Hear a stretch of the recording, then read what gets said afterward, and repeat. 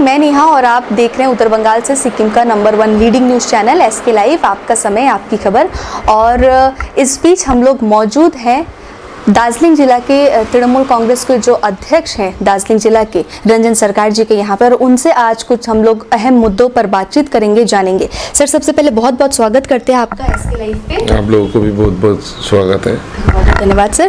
Sir, हम लोग सबसे पहले जानना चाहेंगे कि जिस तरीके से मुख्यमंत्री ममता बनर्जी ने अभी आने वाले 30 जून तक के लिए उन्होंने लॉकडाउन को एक्सटेंड किया है, लेकिन वहीं दूसरी तरफ जो गाइडलाइंस उन्होंने दी है कि सब कुछ खुल जाएंगे, दुकान जो मॉल्स जो है सब कुछ खुल जाएंगे और लिमिटेड वर्कर्स को नहीं लेकिन 100% वर्कर्स को लेके आप कामकाज कर सकते हैं और धार्मिक स्थलों पर 25 से ज़्यादा लोग इकट्ठे नहीं हो सकते हैं। तो सब कुछ जब खुल जाएगा और लॉकडाउन भी रहेगा तो उसको किस तरीके से लोग पालन करेंगे?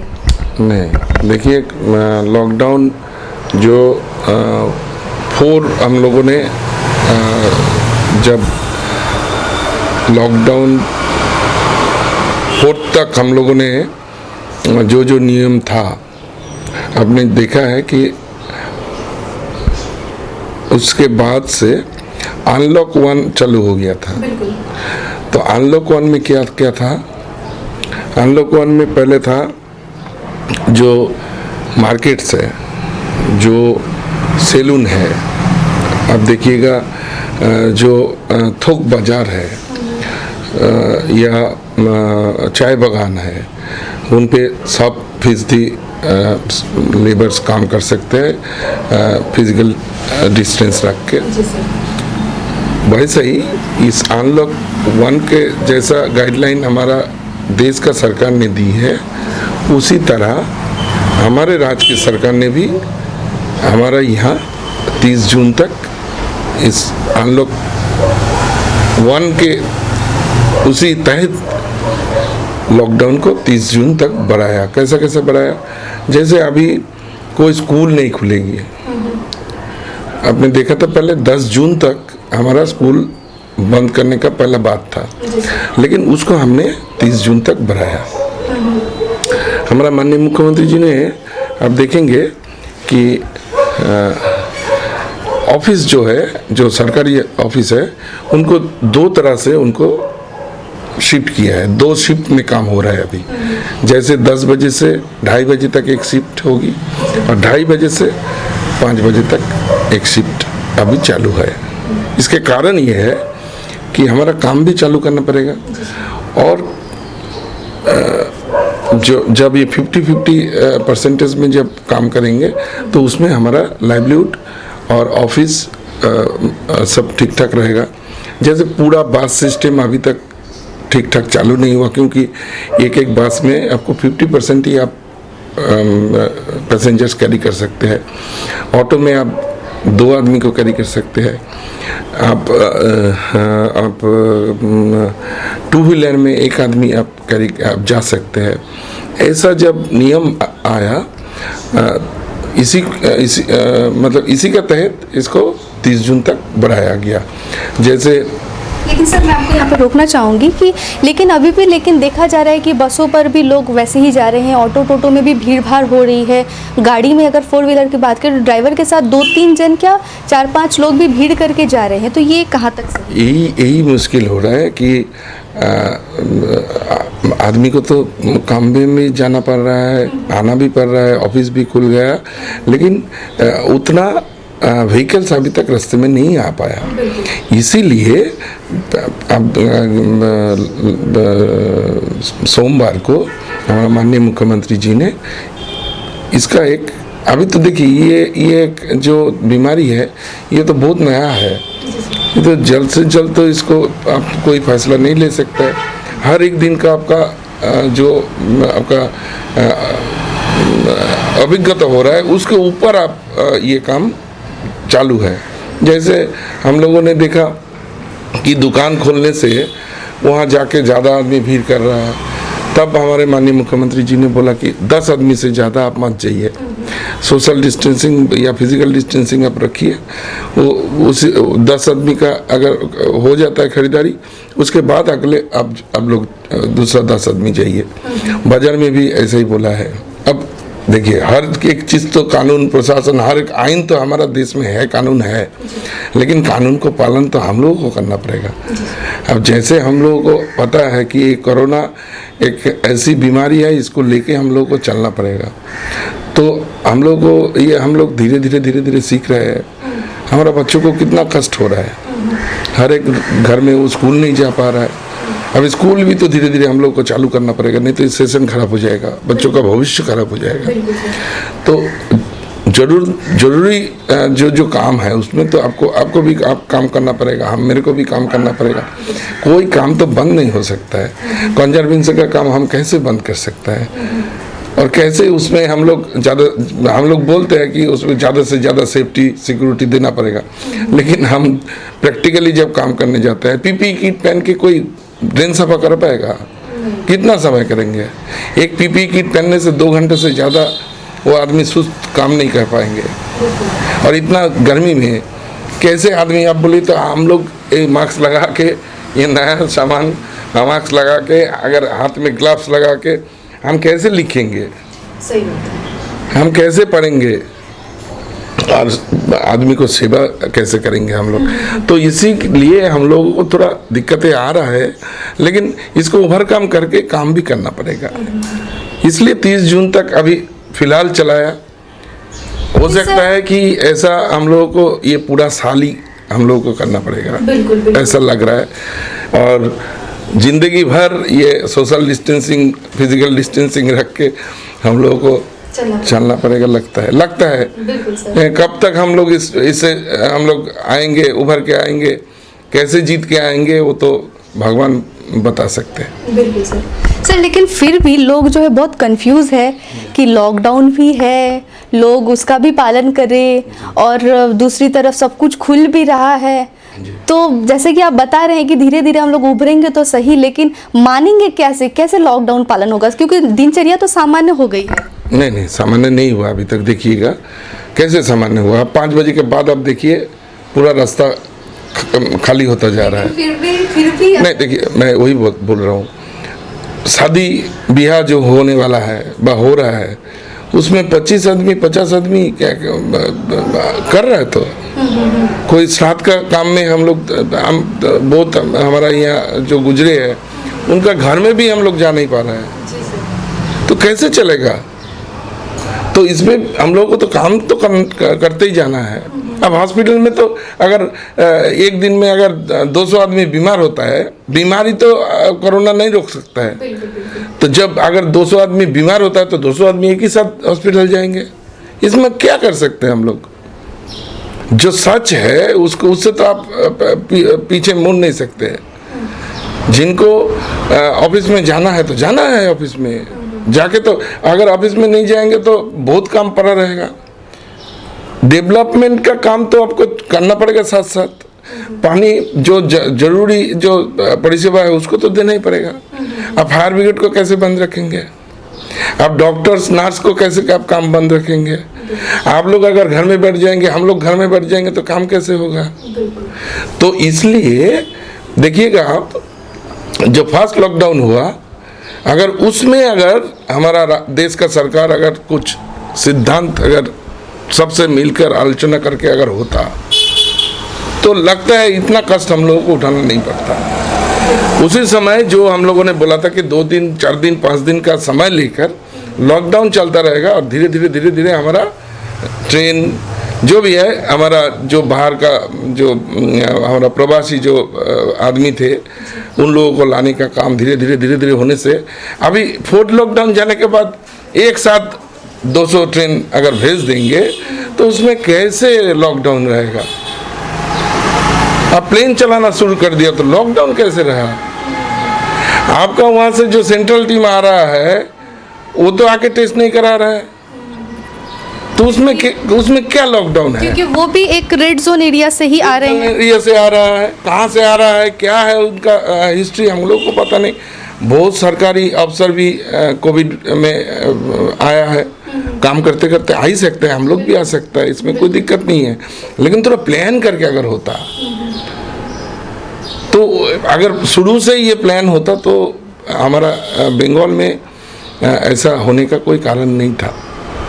ये तो एक साजिश लगता है हम लोगों को। अभी धीरे धीरे तो इसके ऊपर मैंने पहले भी बोला था, इसके ऊपर बहुत डिबेट होंगे आगे, इसके ऊपर चर्चा होंगे, रिसर्च होंगे, तभी पता चलेगा कि एक्चुअल में हम लोगों को क्या करना चाहिए था। इसलिए अब देखिएगा, मैं जो बात बोल रहा था कि पहला जो फर्स्ट लॉकडाउन हुआ था 21 डेज का, जो माननीय प्रधानमंत्री जी ने हम लोगों को आह्वान किया था, उसके बाद सेकेंड लॉकडाउन में कुछ चेंजेस आया था कि हाँ फलाना आदमी ऐसे निकल सकता है, ऐसा कर सकता है। सेकेंड लॉकडाउन के बाद थर्ड लॉकडाउन में देखिए मार्केट थोड़ा खुलना शुरू हो गया, जरूरी सामान आ सकते हैं, हमारा इंटर स्टेट जो सामान खाना जो जरूरी सामान है वो ला सकते हैं आप, फ्लाइट भी उड़ने शुरू हो गया। तो ऐसा एक स्तर में एक चेंजेस हमने देखा है। तो फोर्थ लॉकडाउन जाने के बाद अभी हम लोग को सामने 2-3 चैलेंजेस हमारा सामने आया है अभी। पहला चैलेंज ये है कि कोरोना से हम लोगों को कैसे हम लोग जल्द से जल्द हम उससे जीत सकते हैं। सेकेंड है, अब देखिए इतना बड़ा उम्फान बंगाल के ऊपर से गया है, हमारा 10 जिला तो एकदम तहस नहस हो गया। ये हम लोगों को बहुत बड़ा चैलेंज है बंगाल के लिए। थर्ड चैलेंज जो है, अब देखिएगा कि इस लॉकडाउन रखते हुए हम कैसे इस पे आगे बढ़ सकते हैं, हमारा जो डेली वर्क है उसको हम कैसे आगे ले जा सकते हैं, इस पर बड़ा चैलेंज आ गया। तो इसमें कुछ सिद्धांत ऐसा लेना पड़ रहा है कि काम भी चले और कम से कम आदमी लेके वही काम हम जल्द से जल्द कैसे सामने ले जा सकते हैं। चौथा जो बहुत बड़ा चैलेंज हम लोग का सामने आ रहा है अभी, वो है ये भाजपा, कांग्रेस और सीपीएम का जो बौखलाने का काम जो कर रहा है। काम तो है नहीं, घर में बैठ के फेक वीडियो छोड़ रहा है, पाकिस्तान का वीडियो दिखा रहा है बंगाल में। बंगाल को कैसे नीचा दिखाया जाए। 1 लाख करोड़ रुपया का क्षति हुआ है उम्फान में।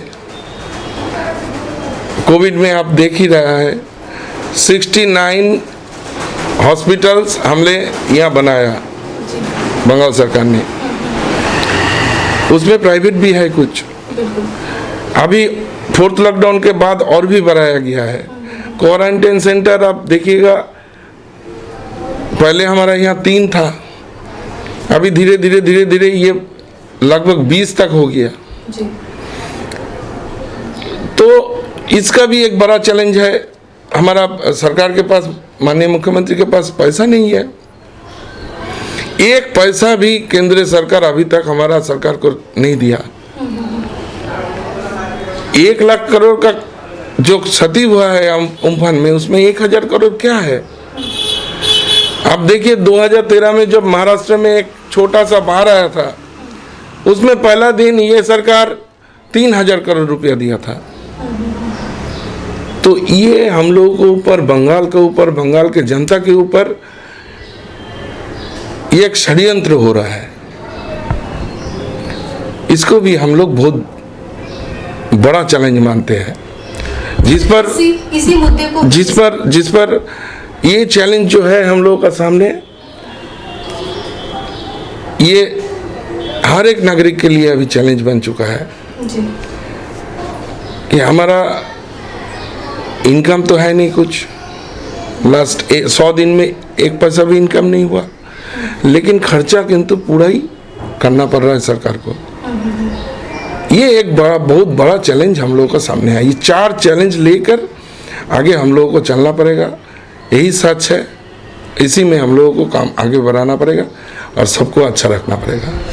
इसी मुद्दे को अगर हम आगे और बातचीत करें तो जैसे कि हम लोग जानते हैं कि देश के गृह मंत्री अमित शाह जी बस 2 दिन पहले ही यहाँ पर एक वर्चुअल रैली किए थे, तो उस विषय पर आप क्या कहेंगे? देखिए, हम लोग तो, हमारा पार्टी ने तो पहले ही बोल दिया कि ये वर्चुअल रैली जो है 144 करोड़ खर्च करके, ये जब हमारा देश का 2 करोड़ पहले ही, मतलब ये कोविड से पहले ही 2 करोड़ आदमी का नौकरी किया, फैक्ट्री बंद हो गया सब इंडिया में। दिन प्रतिदिन हमारा रुपया का कीमत कमते जा रहा था। उसके ऊपर कोरोना आया, पीएम केयर फंड बनाया, उसका हिसाब नहीं है।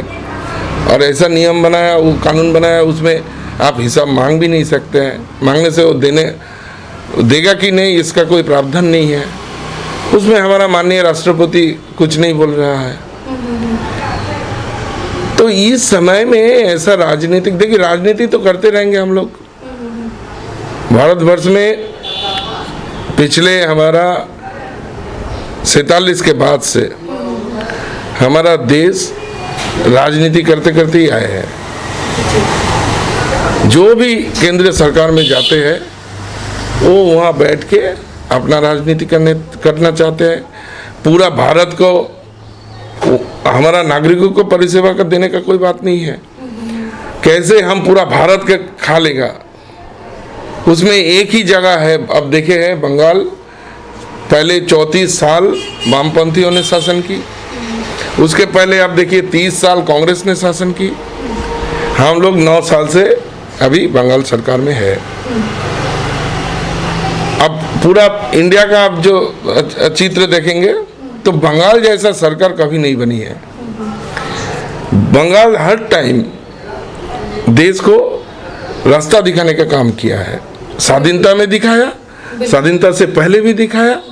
हर एक लड़ाई में बंगाल सामने आके, कोई भी जाति, कोई भी मजहब, कोई भी हो, बंगाल में जो जितना आदमी रहता है वो अलग दिशा में देश को चलाता है। बिल्कुल सर, आप सही कह रहे हैं। और यही जो बातें थी, ये अमित शाह जी ने भी उठाया था कि बंगाल एक समय पर देश को राह दिखाता था, मार्ग दिखाता था। लेकिन अभी बंगाल जो है वो भ्रष्टाचार की ओर बढ़ रहा है और भ्रष्टाचार कर रहा है, राजनीति कर रहा है। और आने वाले समय में उन्होंने ऐसा भी कहा है कि बीजेपी जो है वो अपनी नींव को मजबूत करना चाहती है बंगाल में। इसी बीच उन्होंने बहुत सारे ऐसे भी बातचीत कहे। तो क्या आपको लगता है कि ये एक वर्चुअल रैली थी या एक पॉलिटिक्स रैली थी? देखिए ये क्या रैली थी हमको पता नहीं। जो बात हमारे माननीय स्वराष्ट्र मंत्री जी ने कहा है, मैंने जितना सुना है उसमें हमने देखा है 90% तो उन्होंने राजनीति किया है। एक सेकंड, वो जो भ्रष्टाचार के बारे में बोलते हैं, उनका अपना जितना राज्य है वो जिस राज्य को चला रहा है। अब सोच सकते हैं कोविड-19 30 जनवरी को हमारा देश में आ चुका था वुहान से। तो आप प्लेन बंद क्यों नहीं किया वुहान का? आप प्लेन क्यों नहीं बंद किया अमेरिका का, यूरोप का? आपका मंशा क्या था? जब हम लोग पार्लियामेंट में भी बोला कि इस कोरोना को सीरियसली लीजिए, तब आप एमपी में गवर्नमेंट चेंज करने में व्यस्त थे। लॉकडाउन लेट क्यों हुआ? मध्य प्रदेश का सरकार को कांग्रेस का हाथ से जैसे तैसे हॉर्स ट्रेडिंग करके अमित शाह जी को लेना था। उसमें 130 करोड़ लोग बाहर में जाए, उनको पावर चाहिए। उसके बाद हमने क्या देखा? भ्रष्टाचार का बात बोल रहे हैं अमित शाह जी। मध्य प्रदेश का उनका राज्य के अध्यक्ष पीपीई किट का चोरी का आरोप लगा के वो वहां से उनका पार्टी छोड़ के निकल गया। किस मुंह से ये सब बात कर रहा है? यहाँ बंगाल को बहकाने का काम भाजपा ने शुरू से किया है। भाजपा का कोई राजनीति का कोई हमने नहीं देखा इतना साल। कहाँ थे भाजपा? स्वाधीनता आंदोलन में भी वो देश का विरोध किया। हमने जब भी हमारा ऊपर आक्रमण हुआ बाहर से, तब भी वो देश का विरोध किया। उनका जो प्रतिष्ठाता सदस्य है, उन्होंने कश्मीर लेकर राजनीति किया। उन्होंने देश को जात में विभेद करने का काम किया। वो हर एक बात में पाकिस्तान बोलता है, हर बंगाली को बांग्लादेशी बना देता है। ये असम्मान जितना दिन करेंगे, अमित शाह जी हो या मोदी जी हो, बंगाल के आदमी को पहले उनको पढ़ना चाहिए, जानना चाहिए। जो हमारा राज्य को नीचा दिखाना चाहते हैं, घर में बैठकर एक भी भाजपा नेता दिखाइए हमारा बंगाल में जो एक दिन इस कोविड का विरोध में अच्छा बात बोला है, आदमी के पास गया, नागरिक के पास गया, एक मुट्ठी चावल दिया, सरकार को शाबाशी दिया, सरकार के साथ रहने का बात किया? नहीं किया। घर में बैठकर बांग्लादेश का वीडियो, पाकिस्तान का वीडियो दिखा के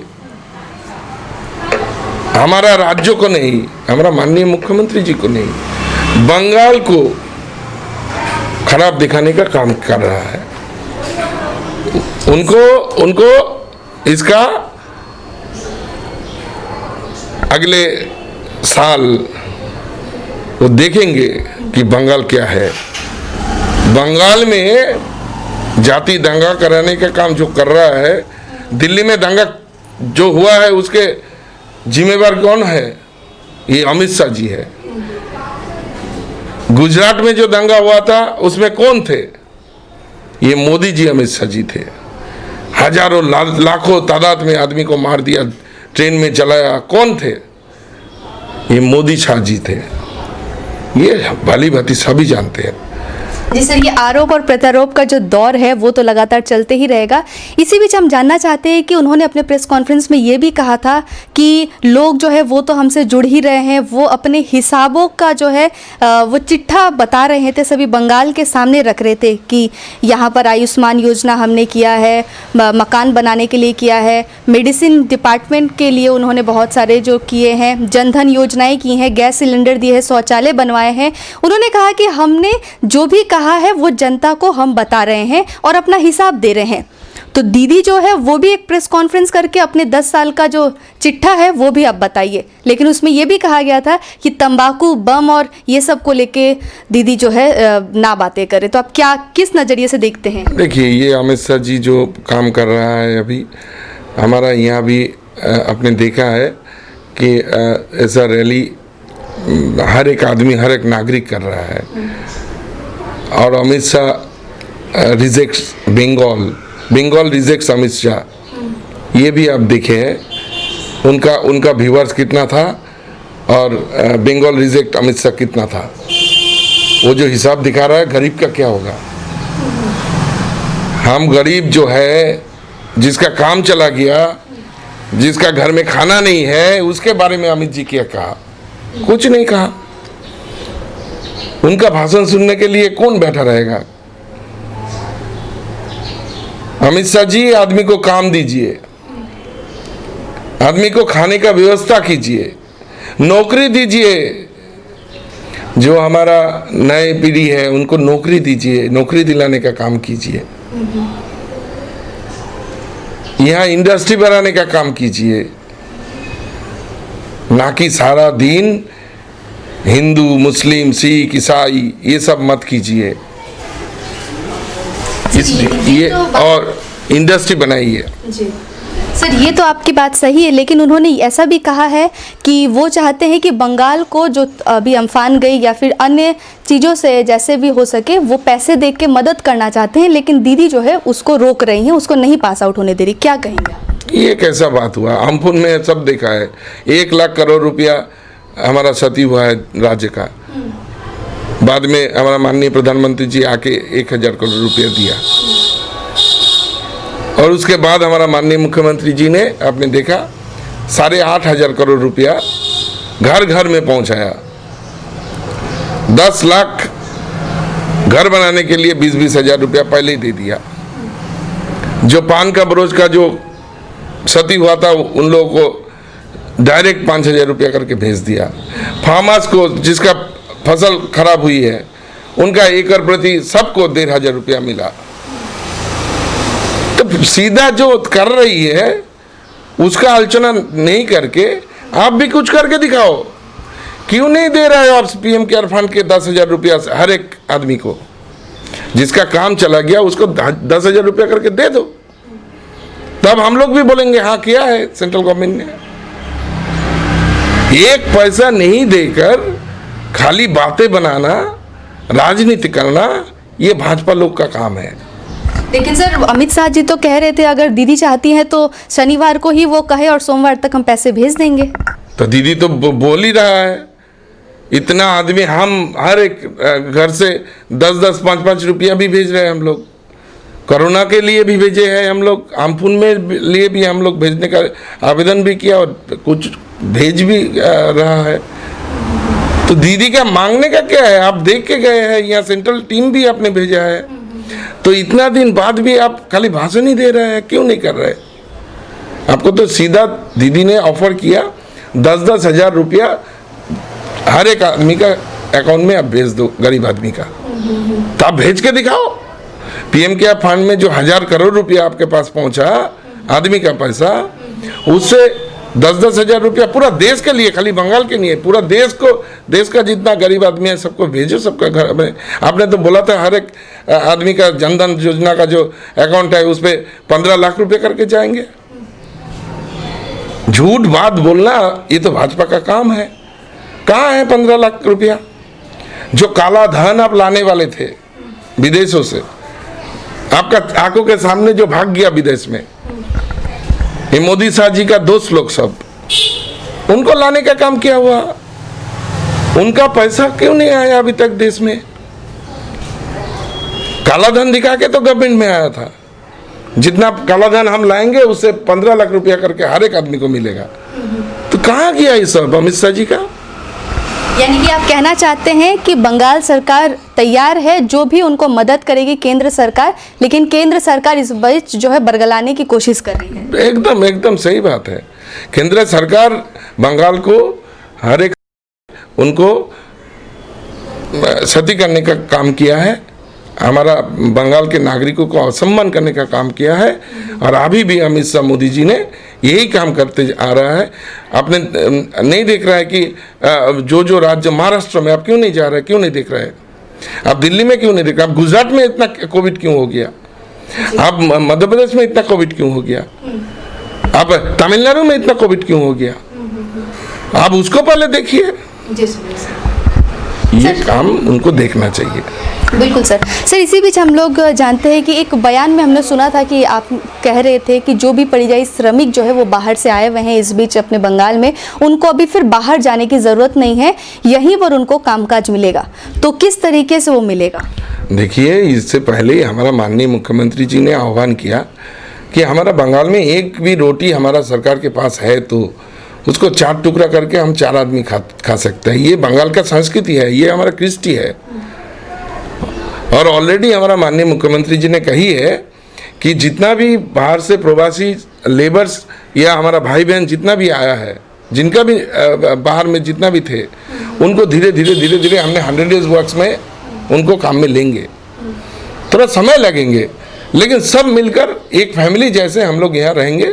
यहाँ से बाहर जाके असम्मानित, जो असम्मान केंद्रीय सरकार और विभिन्न भाजपा के राज्य सरकार ने हमारा प्रवासी बंगाली को जितना अपमान किया, खाना नहीं दिया, पानी नहीं दिया, रहने का जगह नहीं दिया, वहाँ से वहाँ घर से निकाल दिया। वहाँ बोलता है आपका, आप निकलो यहाँ से, आपका दीदी नहीं ले रहा है।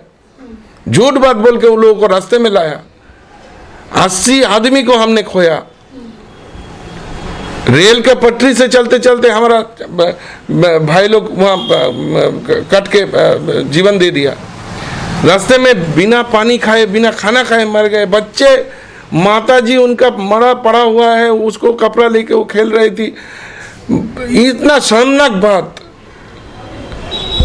भाजपा के राज्यों में ही हो सकता है। हमने देखा है गुजरात में कैसे गोली मारा जाता है, कैसे आग लगाया जाता है आदमी में। हमने देखा महाराष्ट्र में जब सरकार में थी कितना दंगा हुआ है। हमने दिल्ली में देखा कैसे मार रहा था भाजपा के गुंडा लोग। सर, फिलहाल दार्जिलिंग डिस्ट्रिक्ट की बात करते हैं, हालांकि आप चूंकि दार्जिलिंग डिस्ट्रिक्ट के एक अध्यक्ष हैं यहाँ पे, तो हम ये जानना चाहते हैं कि दार्जिलिंग ज़िले में, और अगर यहाँ के क्षेत्र की बात करें, अगर सिलीगुड़ी की ही बात करें, तो लॉकडाउन से बहुत सारी कंपनियाँ, फैक्ट्रीज जो है वो बंद होने के कगार में है और बहुत सारी बंद भी हो चुकी हैं। क्या कुछ कामें हो सकती है जो यहाँ के श्रमिक जो है बाहर से आए हैं इस बीच, वो कैसे रह सकेंगे? देखिए, हमारा यहाँ सिलीगुड़ी से ज़्यादा लोग बाहर काम करने नहीं जाता। ये हमारा सौभाग्य की बात है। हमारा राज्य सरकार की ये एक बड़ी अचीवमेंट है। हमारा जिला से सबसे कम आदमी बाहर में रहता है। यहाँ हमारा बागान है। अब तो जानते हैं, आप यहाँ का रहने वाले हैं, आप यहाँ जन्मे हैं। यहाँ हमारा बागान है, यहाँ हमारा फॉरेस्ट है, यहाँ टूरिज्म है। ये तो भारतवर्ष का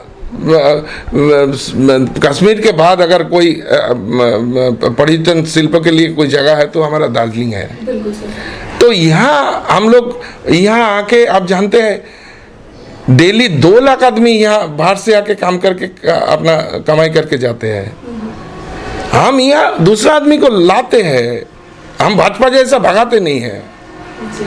यहाँ हम लोग रखते हैं बहुत। अभी भी आप देखिएगा यहाँ से बाहर जाने के लिए बहुत बाहर का आदमी यहाँ है, लाखों आदमी यहाँ रहता है, आप जानते हैं। और रोज कई लाखों आदमी यहाँ आके काम करके अपना काम रोजी रोजगार करके वो घर लौट जाते हैं।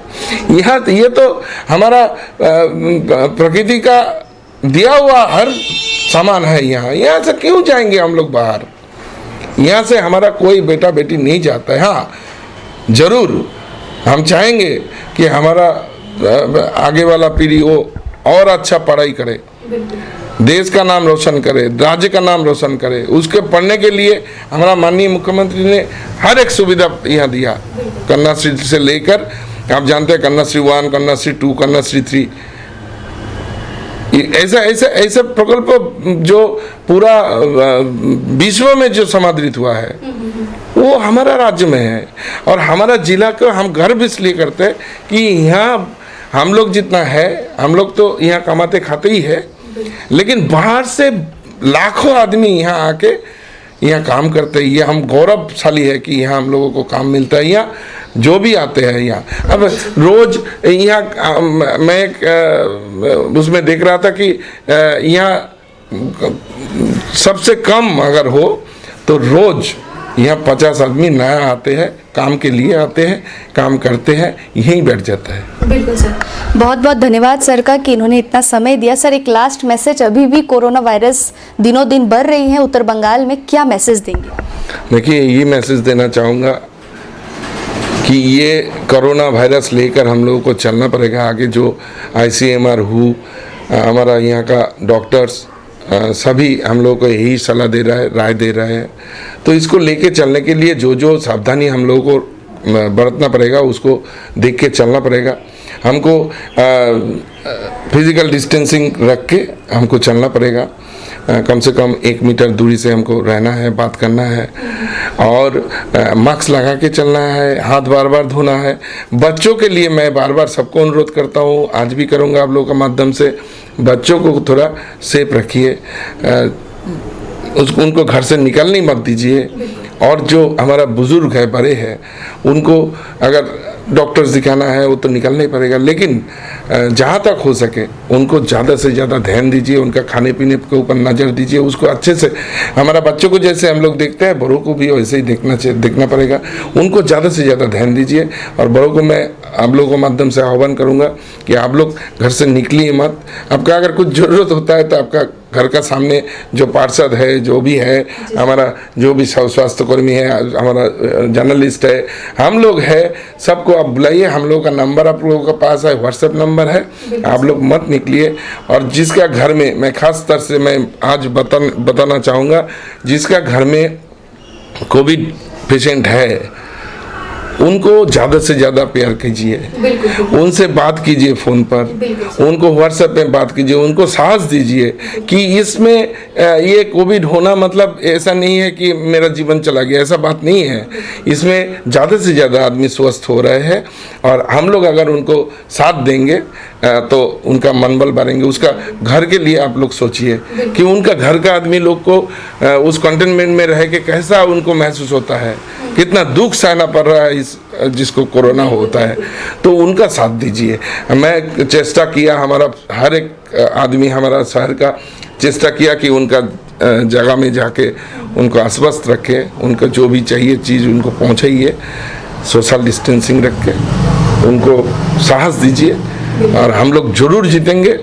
और मैं लास्ट बांग्ला में बोलना चाहूँगा, জিতবেই বাংলা, বাংলা জিতবেই, এটা মাথায় রাখবেন। এবং আপনাদেরকে নিয়েই আমরা আবার নতুনভাবে আমাদের দেশ গড়ার আমাদের রাজ্য গড়ার কাজ করব। बहुत बहुत धन्यवाद सर।